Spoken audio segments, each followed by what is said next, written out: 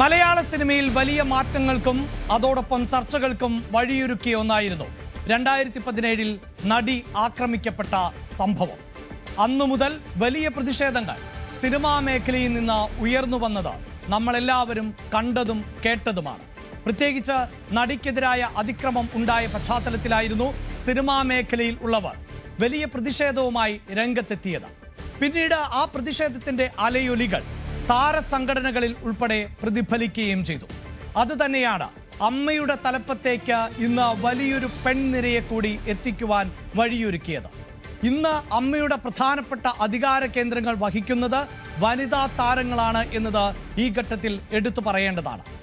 പ്രത്യേകിച്ച് ശ്വേതാ മേനോനെ പോലെയുള്ളവർ, കുക്കു പരമേശ്വരൻ, അൻസിബ, ലക്ഷ്മിപ്രിയ ഇവരൊക്കെയാണ് പ്രധാനപ്പെട്ട പദവികൾ വഹിക്കുന്നത്.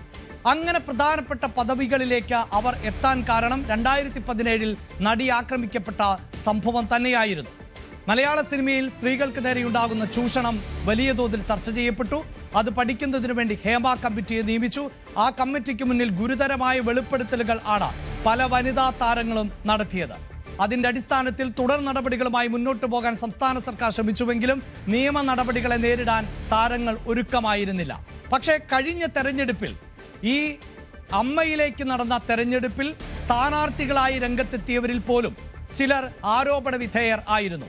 അങ്ങനെയുള്ള ആരോപണ വിധേയർ മത്സരിക്കേണ്ടതില്ല എന്ന തീരുമാനത്തിന്റെ അടിസ്ഥാനത്തിലാണ് പലർക്കും പിന്നീട് നാമനിർദ്ദേശ പത്രിക പിൻവലിക്കേണ്ടി വന്നത്.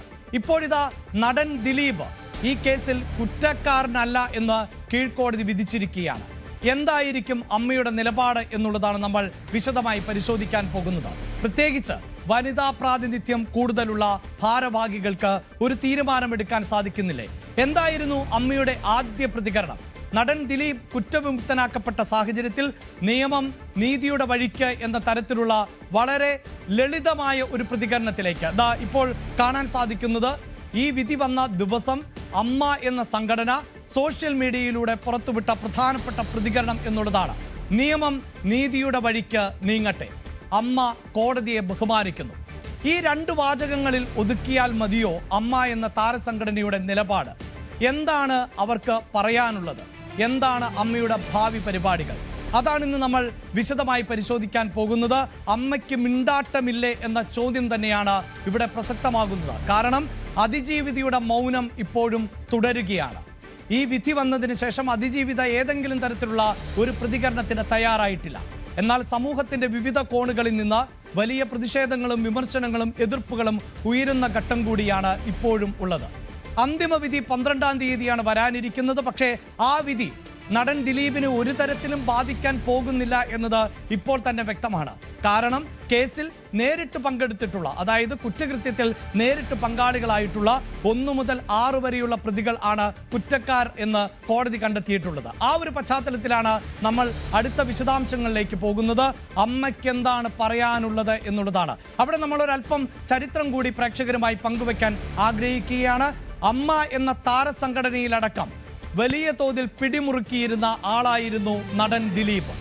ഒരു മിമിക്രി താരം എന്ന നിലയിൽ തൻ്റെ കരിയർ ആരംഭിച്ച ദിലീപ് സഹസംവിധായകനായി പ്രവർത്തിച്ചു. പിന്നീട് നായക വേഷത്തിലേക്ക് എത്തി. സിനിമയ്ക്ക് പുറത്ത്, സിനിമയ്ക്കകത്തും പുറത്തും ഒരുപോലെ ശക്തനായി. സിനിമയിൽ നടൻ എന്ന നിലയിൽ, നിർമ്മാതാവ് എന്ന നിലയിൽ, തിയേറ്റർ ഉടമ എന്ന നിലയിൽ, സിനിമാ വിതരണക്കാരൻ എന്ന നിലയിലെല്ലാം പ്രവർത്തിച്ചു. അതോടൊപ്പം തന്നെ പുറത്ത് മറ്റ് ബിസിനസ്സുകളിലും വ്യാപൃതനായി. അങ്ങനെയുള്ള ദിലീപിനെ 2017 ആയിരുന്നു അമ്മ പുറത്താക്കിയത്. അതിന് കാരണമായിട്ടുള്ളത് ദിലീപ് ഈ വനിതാ താരത്തെ ആക്രമിച്ച കേസിൽ പ്രതിപട്ടികയിലേക്ക് വന്നു. ദിലീപിനെതിരെ ഗൂഢാലോചന കുറ്റം ചുമത്തപ്പെട്ടു.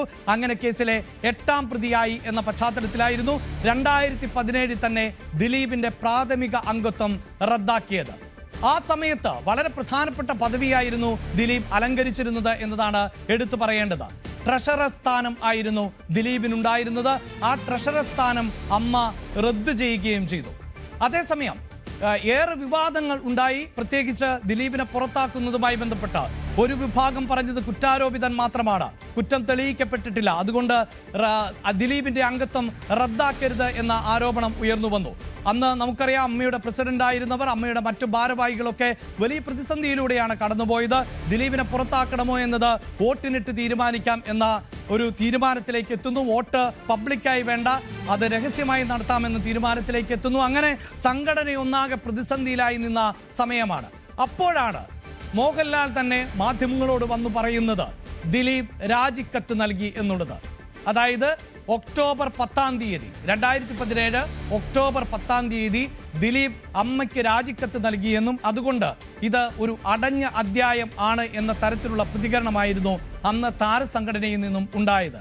അന്നു മുതൽ പുറത്തു നിൽക്കുന്ന ദിലീപ് ഇനി അമ്മയുടെ അകത്തു പ്രവേശിക്കുമോ എന്നാണ് നമ്മൾ അറിയേണ്ടത്.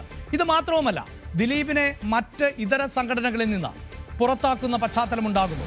ദിലീപ് താരസംഘടനയിൽ മാത്രമായിരുന്നില്ല, ദിലീപ് സിനിമാ മേഖലയുമായി ബന്ധപ്പെട്ട മറ്റ് സംഘടനകളിൽ ഉൾപ്പെടെ സജീവമായിരുന്നു. അതിലെടുത്തു പറയേണ്ടത് പ്രൊഡ്യൂസേഴ്സ് അസോസിയേഷനിൽ അംഗമായിരുന്നു എന്നുള്ളതാണ്. നിർമ്മാതാവ് എന്ന നിലയിൽ കൂടി ദിലീപ് വളർന്നു വരുന്ന സാഹചര്യമായിരുന്നു 2017 അങ്ങനെ പ്രൊഡ്യൂസേഴ്സ് അസോസിയേഷനിൽ നിന്ന് പുറത്താക്കപ്പെടുന്ന പശ്ചാത്തലമുണ്ടാകുന്നു. ഒപ്പം മറ്റ് ഓർഗനൈസേഷനുകൾ, അതിൽ ഫിലിം എക്സിബിറ്റേഴ്സ് യുണൈറ്റഡ് ഓർഗനൈസേഷൻ, ആ സംഘടനയിലും ദിലീപ് അംഗമായിരുന്നു. വിതരണക്കാരുടെ സംഘടന, ആ സംഘടനയിൽ നിന്നും ദിലീപ് പുറത്താക്കപ്പെടുന്ന പശ്ചാത്തലം ആണ് ഉണ്ടായത്. അവിടെയും തീരുന്നില്ല, ഫെഫ്ക ഡയറക്ടേഴ്സ് യൂണിയനിൽ നിന്ന് ദിലീപിനെ പുറത്താക്കിയ സാഹചര്യം ഉണ്ടാകുന്നു. അങ്ങനെ ദിലീപ് സിനിമയുമായി ബന്ധപ്പെട്ട് ഏതൊക്കെ മേഖലകളിൽ ആയിരുന്നോ പ്രവർത്തിച്ചിരുന്നത്, ഏതൊക്കെ മേഖലകളിലായിരുന്നോ അംഗമായിരുന്നത്, ആ മേഖലകളിൽ നിന്ന് എല്ലാം ദിലീപിനെ പുറത്താക്കുകയോ അല്ലെങ്കിൽ ദിലീപിന് ഒഴിയുകയോ ചെയ്യേണ്ടി വന്നു എന്നതാണ് എടുത്തു പറയേണ്ടത്. ഇതിൽ ഏറ്റവും നിർണായകമാകുന്നത് ഈ വിഷയത്തിൽ, അതായത് ഈ സംഭവത്തിൽ ഇര എന്നത് ഒരു നടിയാണ് എന്നതാണ്. അതായത് താരങ്ങളോടൊപ്പം പ്രവർത്തിക്കുന്ന ഒരാൾ. അങ്ങനെയുള്ള ഇര മറുഭാഗത്ത് ഗൂഢാലോചന നടത്തിയിട്ടുള്ളത് മറ്റൊരു താരം. അപ്പോഴാണ് അമ്മയുടെ നിലപാട് പ്രസക്തമാകാൻ പോകുന്നത്. അമ്മ എന്തു തീരുമാനിക്കും എന്നത് ചർച്ചാ വിഷയമായി മാറുന്നത്. നമ്മൾ അതിലേക്ക് തന്നെ വിശദമായി വരികയാണ്. അവിടെയാണ് ഞാൻ സൂചിപ്പിച്ചത്, അമ്മ ഈ വിധി പ്രസ്താവം ഉണ്ടായതിനു ശേഷം നടത്തിയ പ്രതികരണം എന്നത് നിയമം നീതിയുടെ വഴിക്ക് നീങ്ങട്ടെ എന്നത് മാത്രമാണ്. അമ്മ കോടതിയെ ബഹുമാനിക്കുന്നു എന്നുമാണ്. അമ്മ കോടതിയെ ബഹുമാനിക്കുന്നു എന്ന് പറഞ്ഞാൽ അതിനർത്ഥം ഇപ്പോൾ കോടതിയുടെ വിധി എന്താണോ അതിനെ അമ്മ പിന്തുണയ്ക്കുന്നു എന്നാണ്. അങ്ങനെയെങ്കിൽ ഈ നിമിഷം ദിലീപ് കുറ്റക്കാരൻ എന്ന് വിലയിരുത്താനാകില്ല. കാരണം കീഴ്ക്കോടതി ദിലീപിനെ കുറ്റവിമുക്തനാക്കിയിട്ടുണ്ട്. ഇനി ഹൈക്കോടതി ഈ വിധി സ്റ്റേ ചെയ്യുകയോ അതല്ല എങ്കിൽ ഈ വിധി റദ്ദാക്കുകയോ അതല്ല എങ്കിൽ ദിലീപ് കുറ്റക്കാരനെന്ന് കണ്ടെത്തുകയോ ചെയ്യണം. അതുവരെയും കുറ്റവിമുക്തനാണ് ഈ ദിലീപ് എന്ന താരം. അതുകൊണ്ടാണ് ഈ നിയമം നിയമത്തിൻ്റെ വഴിക്ക് പോകട്ടെ, നിയമം നീതിയുടെ വഴിക്ക് പോകട്ടെ, അമ്മ കോടതിയെ ബഹുമാനിക്കുന്നു എന്നതിനപ്പുറത്ത് ഇനി എന്താണ് അമ്മയുടെ തീരുമാനം, അമ്മ ആർക്കൊപ്പം എന്നാണ് നമുക്ക് അറിയേണ്ടത്. അതിൽ ആണ് ഏറ്റവും പ്രധാനപ്പെട്ട ഉത്തരം വരേണ്ടത്. ആ ഉത്തരങ്ങൾ എന്തായിരിക്കും, നമുക്ക് അതുകൂടി ഒന്ന് പരിശോധിച്ചു പോകാം. അതിലേറ്റവും പ്രധാനപ്പെട്ടത് എന്നത് നടൻ ദിലീപിനെ തിരിച്ചെടുക്കാൻ സാധിക്കുമോ എന്നുള്ളതാണ്. അമ്മ എന്ന സംഘടനയുടെ തലപ്പത്ത് സ്ത്രീകളാണ് എന്ന് ഞാൻ നേരത്തെ തന്നെ പറഞ്ഞു കഴിഞ്ഞു. അപ്പോൾ അമ്മയുടെ തലപ്പത്ത് ഉള്ള ഈ സ്ത്രീകൾക്ക് എന്ത് നിലപാടായിരിക്കും സ്വീകരിക്കാൻ സാധിക്കുക? അങ്ങനെയെങ്കിൽ അമ്മ ദിലീപിനൊപ്പം നിൽക്കുന്ന ഒരു നിലപാട് സ്വീകരിക്കുമ്പോൾ കോടതി വിധിയെ അംഗീകരിച്ചുകൊണ്ട് നടൻ ദിലീപിനെ, ഒരു കാലഘട്ടത്തിൽ താരസംഘടനയിൽ വേരുറപ്പിച്ച പിടിമുറുക്കിയ ദിലീപിനെ വീണ്ടും ആ സംഘടനയിലേക്ക് തിരിച്ചെത്തിക്കുമോ എന്നതാണ് നമുക്ക് അറിയേണ്ടത്. അതിനപ്പുറത്ത് മറ്റു ചില സാധ്യതകൾ കൂടിയുണ്ട്. അത് മേൽക്കോടതി, അതായത് നിലവിൽ കോടതി ഉത്തരവ് പ്രകാരം ദിലീപ് കുറ്റമുക്തനാണ് എങ്കിൽ പോലും ഇപ്പോൾ തന്നെ സർക്കാർ വ്യക്തമാക്കിയിട്ടുള്ളത് ഈ വിധിക്കെതിരെ മേൽക്കോടതിയെ